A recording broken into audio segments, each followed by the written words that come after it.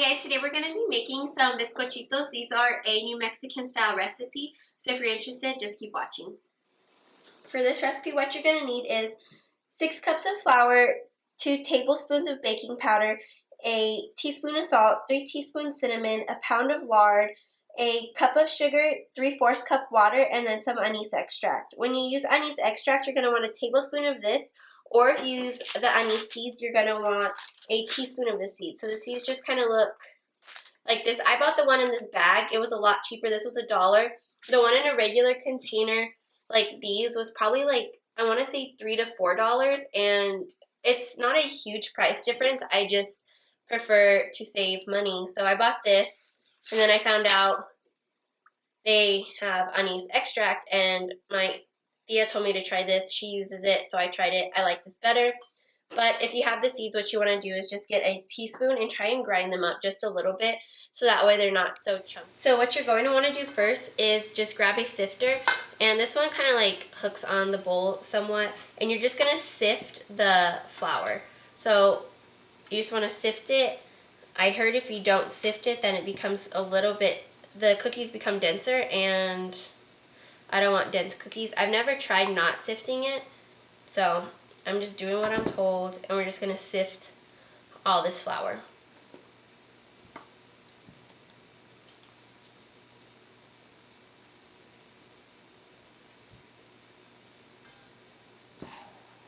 Hey, get off! Oh my god.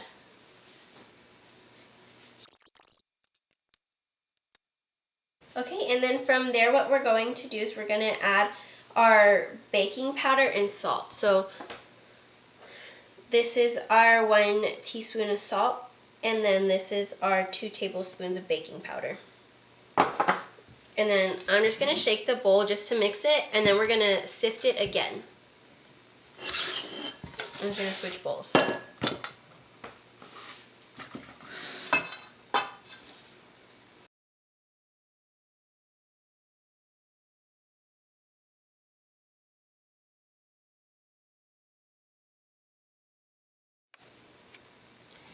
As you can see, I made a huge mess.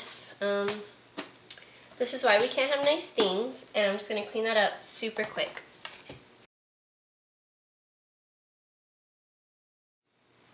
So we just set the flour mixture aside, and now I'm just going to open my pound of manteca or lard, and we're just going to want to toss this in there.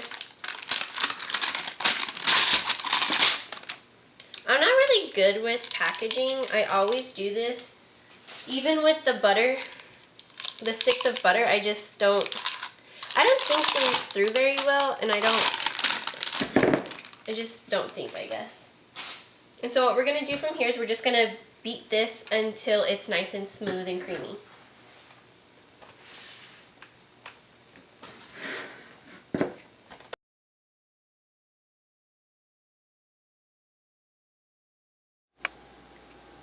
Now I'm just going to add our flour mixture little by little into this other bowl with all the lard.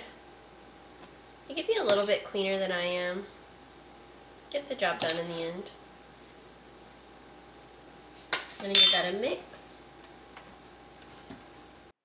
I actually forgot to mention before I added the flour, I actually put in my cup of sugar, 3 teaspoons of cinnamon, and the tablespoon of the anise extract. Once your cookie dough is all mixed, it should have a similar texture and feel to sugar cookie dough. So I'm just going to take about 1/4, like this much, and you should be able just to like mold it and stuff. You don't want to handle it too much because of the warmth of your hands. It kind of melts the manteca a little bit. It makes it sticky. So when you roll it out, it's going to be a little bit sticky. So we're just going to throw this right there, and I'm going to put the rest of this in the fridge just so it doesn't get any warmer. I don't want it to be too warm because, like I said, it does get sticky. It feels like it almost starts to melt. So I'm going to put this in the fridge until I need it, and then once I take it out, I'll just warm it up with my hands again and use it. So I'm just going to do that, and I'll be right back. So once I have my cookie dough, I'm just going to set that aside, and I want to powder the countertop just a little bit before I roll it out. That way it doesn't stick. So I'm going to give that a light spritz of flour. And I'm going to just throw that on here and just lightly flour that as well, so that way it doesn't stick to your rolling pin. And we're going to want to roll this out about 1/4 of an inch thick. You could have went for a small, or I should say I could have went for a smaller chunk of dough, but sometimes I just like to get things done real quick. So I like to just roll it out less times. I'm just going to roll this until I get my desired thickness.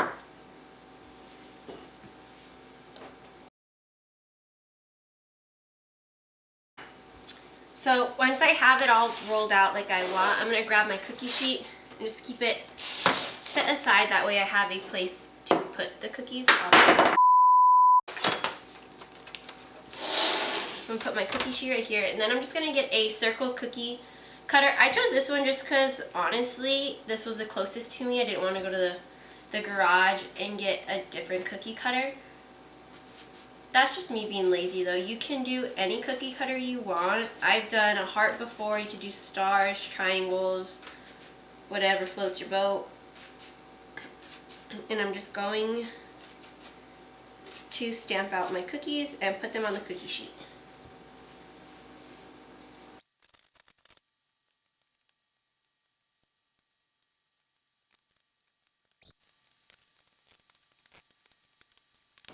I'm just going to put this little handful back in the fridge with the rest of the dough while I put these in the oven, as well as mix up the sugar and the cinnamon that I'm going to dip them in once they're out. And you're going to want your oven preheated to 400, and you're going to put the cookies in anywhere from 12 to 15 minutes. These ones I put in for 12 minutes. It really just depends on the thickness of your cookies.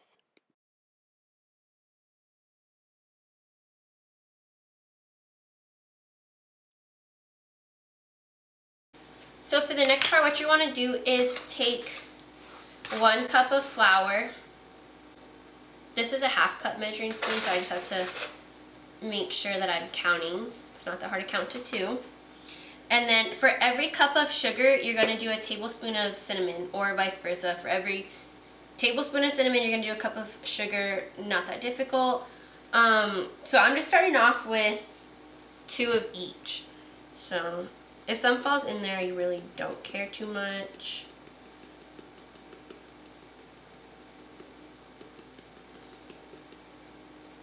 Fuck. Okay. So I'm going to do another cup of sugar.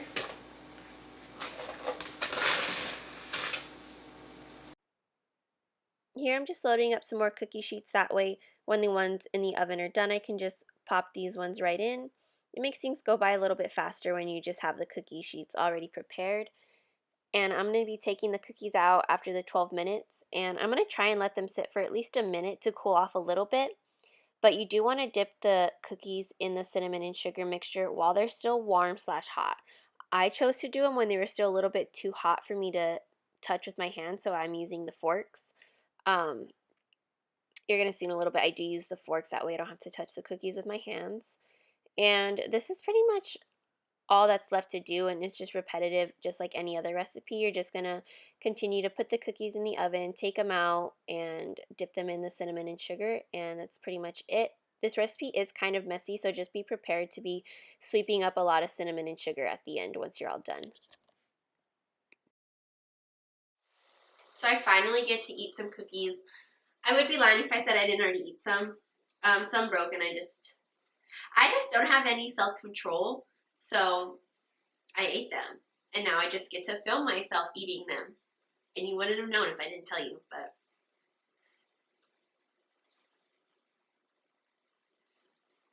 they're super good.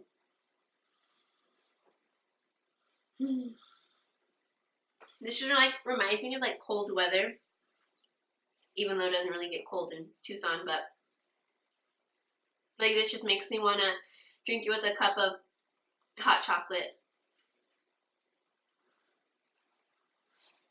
and a Christmas sweater. So that's how freaking good it is. So as usual, if you guys have any questions, comments, concerns, anything like that, feel free to leave it down below. If not, just go ahead and like, subscribe, share the video, do whatever you want to do. I'm not going to know if you do it or if you don't. So that's always cool. And other than that, thank you for watching. My kitchen is such a mess. I can't wait till my dad comes home and sees the kitchen. That's going to be great. Maybe I should just leave the house before he comes home.